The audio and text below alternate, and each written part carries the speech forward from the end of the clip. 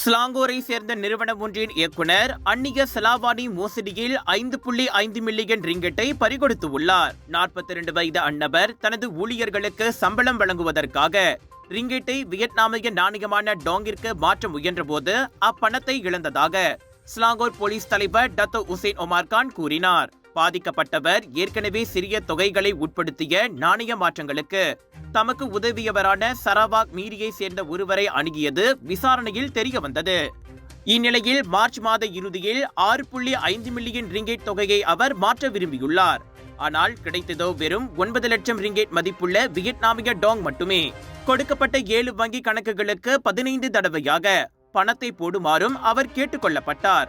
ஆனால் சந்தேக நபர் சாக்கு போக்குகளை கூறி பாக்கி பணத்தை தராமல் தொடர்ந்து இழுத்தடித்த போதே தாம் ஏமாற்றப்பட்டிருப்பதை உணர்ந்து அவ்வாடவர் போலீசில் புகார் செய்தார்.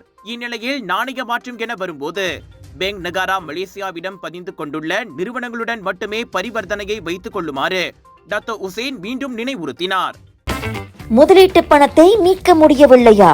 கடன் கொடுத்து மாட்டிக்கொண்டீர்களா? அணுகுங்கள் S7 ரிகவரி.